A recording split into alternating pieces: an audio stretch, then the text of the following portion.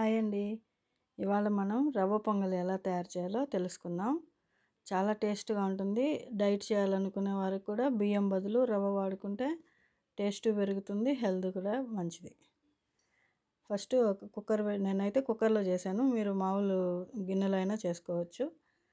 కుక్కర్‌లో నెయ్యి పోసుకొని ఒక 2 టేబుల్ స్పూన్స్ నెయ్యి, కొంచెం మిరియాలు, తాలింపు గింజలు, కరివేపాకు అవేసుకొని బాగా చిటపటలాడిన తర్వాత మిగతా ప్రాసెస్ చేసుకున్నాం. నేను సిమ్‌లో పెట్టాను ఫస్టు. అందుకని సరిగా ఇది కాలేదు. తర్వాత మళ్ళా హైలో పెట్టాను ఫ్లేము. ఇప్పుడు కొంచెం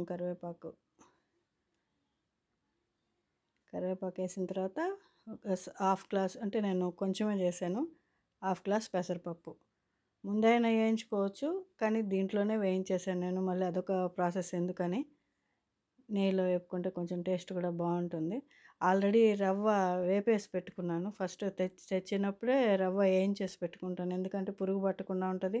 ప్లస్ ఎప్పుడైనా చేసుకోవాలంటే అప్పటికప్పుడు కష్టమని ముందే వేయించి పెట్టుకున్నాను. అందుకని ముందు రవ్వ వేయలేదు, పప్పు వేసాను. పప్పు వేగిన తర్వాత రవ్వ 2 కలిపి కొంతసేపు వేయించుకొని ఎసురు పోసుకున్నాం. బాగా వేగిన తర్వాత ఒక గ్లాసు, మామూలుగా అయితే కుక్కర్లో ఒక గ్లాస్కి 2 గ్లాసులే పోస్తాం. కానీ రవ్వ కాబట్టి కొంచెం ఎక్కువ నీళ్ళు అవసరం అవుతాయి. నేను రవ్వ హాఫ్ గ్లాసు, పెసరపప్పు హాఫ్ గ్లాస్ వేసాను. కాబట్టి 2 గ్లాసెస్ సరిపోతాయి. కానీ 3 గ్లాసెస్ పోసాను.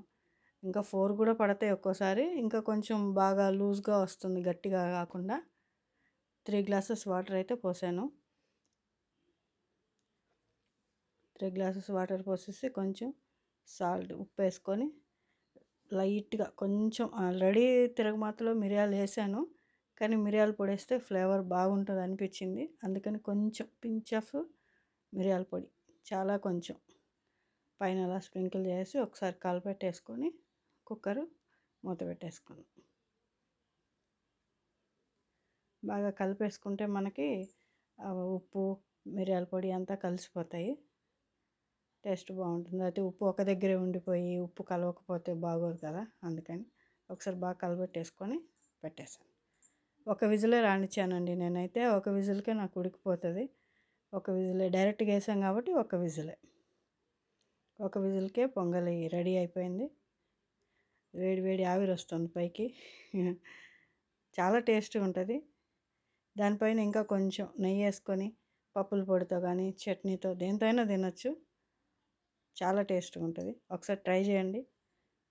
ఆల్రెడీ చేసుంటారు. ఒకసారి మళ్ళీ ట్రై చేయండి. Okay, thank you, bye.